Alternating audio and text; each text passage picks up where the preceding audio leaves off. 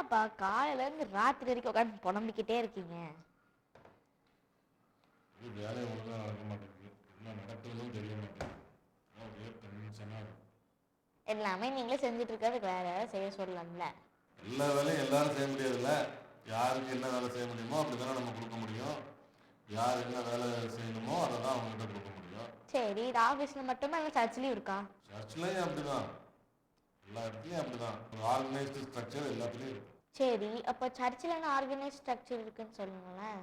ஒரு search program நடக்கணும்னா இந்த ஒழுங்கில் தான் நடக்கணும் அப்படின்னு ஒரு இது நம்ம வச்சுருக்கோம், சர்ச் ப்ரோக்ராம். அப்புறம் சர்ச்சுக்கு வந்து நம்ம தலைவர்கள் வந்து நமக்கு முதல்ல மேலே வந்து ஜிசி ஜெனரல் கான்ஃபரன்ஸு, அங்கே வந்து அதுதான் உலகத்துக்கே தலைமையகம். அப்புறம் அங்கே உள்ள தலைவர்கள் அவங்க வந்து அடுத்த லெவல் வந்து டிவிஷனு, அந்த டிவிஷன் வந்து பிரிக்கப்பட்டு அந்தந்த டிவிஷனுக்கு தலைவருங்க, அவங்களுக்கு உதவிக்கு டிபார்ட்மெண்ட்டு அப்படி எல்லாமே இருக்கும். அதே மாதிரி டிவிஷனுக்கு கீழே யூனியன் இருக்கும், யூனியனுக்கு கீழே செக்ஷனு, கான்ஃபரன்ஸு, ரீஜன் இப்படி பிரிஞ்சிருக்கும். அந்த செக்ஷனுக்கும் அல்லது கான்ஃபரன்ஸுக்கோ கீழே சர்ச்சஸ் எல்லாம் வந்து என்ன செய்யணும், இயங்கும். இதுதான் வந்து ஒரு ஆர்டர், நம்ம சர்ச்சோட ஒரு ஆர்டர். இப்படி இருக்கிறதுனால தான் நம்ம சர்ச் வந்து ஒழுங்காக அது செயல்பாட்டில் இருக்கு. நீங்கள் சர்ச் வரைக்கும் சொன்னீங்க, சர்ச்சுக்குள்ளே ஏதாச்சும் இந்த மாதிரி ஆர்டர் இருக்கா? ஆமாம், சர்ச்சு, அந்த சர்ச்சை வந்து கண்ட்ரோல் பண்ணுறதுக்கு ஒரு சர்ச் போர்டுன்னு ஒன்று இருக்குது. அந்த சர்ச் போர்டுக்கு பாஸ்டர் தான் வந்து சேர்மனாக இருப்பார். அதுக்கு கீழே வந்து நம்ம சர்ச்சுக்குள்ள டிபார்ட்மெண்ட் இருக்குல்ல, ஒரு சர்ச்சுனா அதுக்கு வந்து ஒரு ட்ரெஷரர் இருப்பாங்க, டீக்கன் இருப்பாங்க, எல்டர்ஸ் இருப்பாங்க, சர்ச்சில் வேலையிலலாம் செய்கிறதுக்கு. அப்புறம் நிறைய டிபார்ட்மெண்ட் இருக்கும். சாபத் ஸ்கூல் நம்ம வச்சுருக்கோம், அதுக்கு ஒரு டிபார்ட்மெண்ட் இருக்கும். சின்ன பிள்ளைங்க இருக்கிறாங்க, சில்ட்ரன் சாபத் ஸ்கூல், அதுக்கு ஒரு டிபார்ட்மெண்ட் இருக்குது. வாலிபர்கள் இருந்தாங்கன்னா யூத் டிபார்ட்மெண்ட் இருக்குது. அப்புறம் வந்து டாக்டர்ஸ் இருக்குது. இப்படி நிறைய டிபார்ட்மெண்ட் இருக்குது. அவுட்ரீச் டிபார்ட்மெண்ட் இருக்குது. இப்படி ஒவ்வொரு டிபார்ட்மெண்ட்டாக இந்த சர்ச் வந்து பிரிச்சுக்கிறப்ப எல்லா டிபார்ட்மெண்ட்டும் வேலை செஞ்சு அந்த சர்ச் வளரும். இந்த டிபார்ட்மெண்ட் எல்லாம் இல்லாமல் இருந்துச்சுன்னா, எல்லாத்தையும் பாஸ்டரே பார்த்துக்கிட்டு இருந்தாருன்னா அவர் எல்லா வேலையும் செய்ய முடியும். அப்போது இந்த டிபார்ட்மெண்ட் எல்லாம் ஒழுங்காக வேலை செய்யாது. அந்த டிபார்ட்மெண்ட் வேலை செய்யணும்னா சர்ச்சில் வந்து ஒரு க்ரோத் இருக்கு. இவ்வளோ விஷயம்லாம் இருக்கா? நான் வந்து சர்ச்சுக்கு ஒரு பாஸ்டர் மட்டும் இருந்தால் போதும்னு நினச்சேன். ஆனால் இவ்வளோ பேர் இருக்காங்களா? இவ்வளோ பேர் இருந்துமே எல்லாருக்கும் நேரம் இருக்கா செய்கிறதுக்கு? எல்லாருக்கும் சர்ச்சில் வேலை இருக்கு. ஒரு டிபார்ட்மெண்ட்டுக்கு அந்த டிபார்ட்மெண்ட்டை பார்க்குறதுக்கு ஒரு முக்கியமான ஆள் வச்சு அவங்களுக்கு உதவிக்கு 2 பேர் வச்சுருப்பாங்க, இல்லை 3 பேர் வச்சுருப்பாங்க.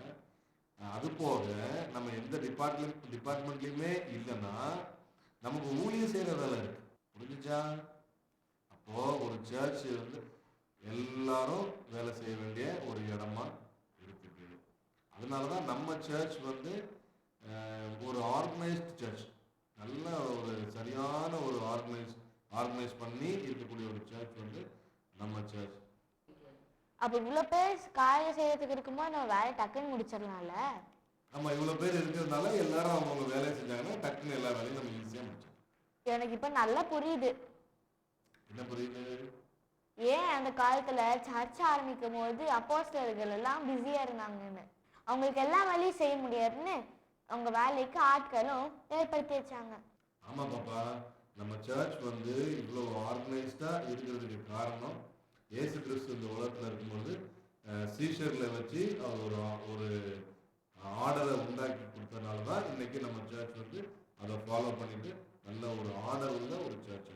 சீஷர்கள் எப்படி உதவிக்கு ஆட்கள் தேர்ந்தெடுத்தாங்க, அவங்க எதுக்கு தேர்ந்தெடுத்தாங்க, என்ன செஞ்சாங்க இந்த பாடத்தில் பார்ப்போம். இயேசு கிறிஸ்து நாமத்தினால எங்கள் அனைவருக்கும் என் வாழ்த்துக்களை தெரிவித்துக் கொள்கிறேன். சீடர் உடல் பள்ளி பாடத்தை படிக்க வந்திருக்கவங்க எல்லோரும் நண்போட வரவேற்றுக் கொள்கிறேன்.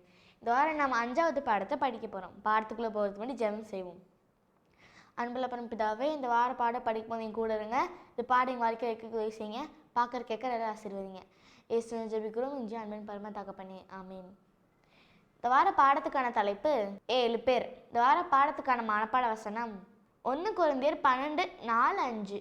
வரங்களில் வித்தியாசங்கள் உண்டு, ஆவியானவர் ஒருவரே. ஊழியங்களிலேயும் வித்தியாசம் உண்டு, கர்த்தர் ஒருவரே. இந்த வார பாடத்துல நம்ம என்ன தெரிஞ்சுக்கிறோம்னா, நம்மளோட திறமைகளை ஒழுங்கா வச்சிருந்தோம்னா நம்ம ஆண்டவருக்கு சிறப்பா சேவை செய்யலாம். ஆதி சபை ரொம்ப வேகமா வளர்ந்து வந்துச்சு. ஒவ்வொரு நாளும் ஆண்டவரோட வார்த்தையை பத்தி எல்லாருக்கும் சொன்னாங்க. நிறைய பேர் ஆண்டவர் பத்தி தெரிஞ்சுக்கிட்டு இன்னும் நிறைய பேர் சபையில சேர ஆரம்பிச்சாங்க. ஆனா யாருமே எதிர்பார்க்காத ஒரு பிரச்சனை வந்துச்சு. கிரேக்க பாஷையில பேசினவங்க எல்லாரும் கம்ப்ளைண்ட் பண்ண ஆரம்பிச்சாங்க. எபிரேய பாஷை பேசின விசுவாசிகள் அவங்க சாப்பாடு எல்லாரும் கூடயும் ஒழுங்கா பகிர்ந்துக்கலன்னு சொன்னாங்க. கிரேக்க பாஷை பேசின விதவைகளுக்கு அவங்களோட பங்கு சரியா கிடைக்கலன்னு சொன்னாங்க. இந்த பிரச்சனையை நம்ம பச்சைபாதம்னு கூட சொல்லலாம்.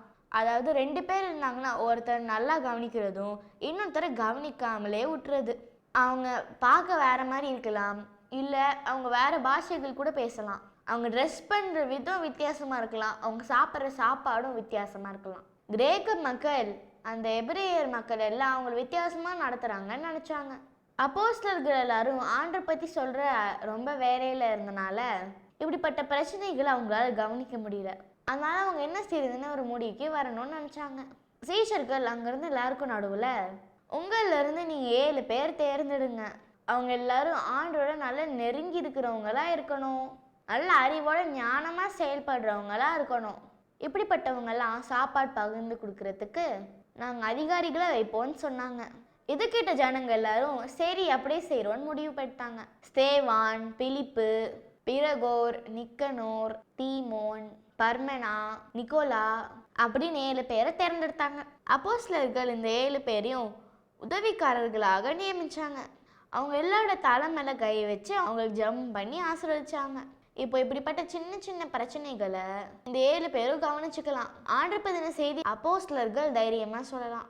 ஆண்டவர் நம்ம ஒவ்வொருத்தருக்கும் விசேஷமான வரங்களை கொடுத்துருக்காரு. ஒரு சிலருக்கு அவரை பத்தின செய்தியை மற்றவங்க கிட்ட போய் சொல்றதுக்கு அந்த வரம் கொடுத்துருக்காரு. மற்றவங்களுக்கு கேட்குற வரனை ஒரு சிலர் கொடுத்துருக்காரு. சில பேருக்கு உதவி செய்யறதுக்காக அந்த வரங்களை கொடுத்துருக்காரு. துணி இல்லாதவங்களுக்கு துணி கொடுக்குற வரம், வண்டி ரிப்பேர் ஆனால் கூட அதை சரி செய்யறது ஒரு வரம் தான். எல்லாத்துக்கும் மேலே ஒரு சிறந்த பரிசு என்னன்னா ஆண்டருக்கான செய்யண காரியங்களை சிறந்த வழியில அது தீர்மானிச்சு செய்யறது தான். இப்படி எந்த காரியத்தையும் செய்யும் போதும் அது வீட்லையா இருக்கட்டும், இல்லை நம்ம ஸ்கூல்லையா இருக்கட்டும், வேலை பார்க்குற இடத்துல இருக்கட்டும், ஏன் நம்ம சர்ச்லேயே கூட இருக்கட்டுமே, அது சரியை ஒழுங்குபடுத்தி செய்யும்போது அது எல்லாருக்கும் பயனுள்ளதாக இருக்கும். இப்படிப்பட்ட காரியங்களை நம்ம சரியாக செய்யும்போது ஆண்டரோட குணத்தையும் நம்ம மற்றவங்களுக்கு வெளிப்படுத்துகிறோம். இப்படி எல்லா காரியங்களும் நம்ம சரியாக செய்யும்போது ஆண்டரோட சபையும் அதிகமாக வளர்ச்சி அடையும். என்னோட சேர்த்து நம்ம எல்லாருக்குமே ஆண்டவர் அந்த சிறப்பான வரத்தை கொடுத்துருக்காரு. அதாவது அவருக்காக எதை செஞ்சாலும் அது முழு பலத்தோட முழு மனதோட முழுசா இறங்கி செய்யறது தான். இப்படி நம்ம செய்யும்போது ஆண்டவருடைய நாமத்தை மகிமைப்படுத்துறோம்.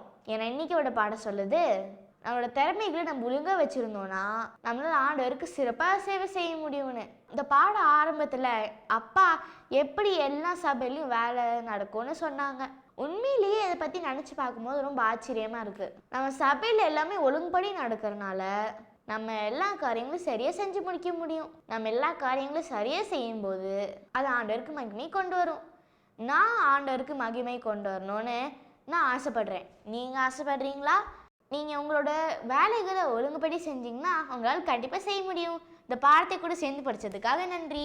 பாடத்தை முடிக்கிறதுக்கு ஜெபம் செய்வோம். அன்புள்ள பரப்பிதாவே, இந்த வார பாடம் படிக்கும் போது எங்க கூட இருக்காது நன்றி. நாங்கள் எந்த வேலை செஞ்சாலுமே உங்களோட மகிமைக்காக செய்கிறதுக்கு உதவி செய்யுங்க. பார்க்குற கேட்குற எல்லாம் ஆசீர்வதிங்க. இயேசுவின் ஜெபிக்கிறோம் இஞ்சி அன்பின் பரம தகப்பனே, ஆமீன்.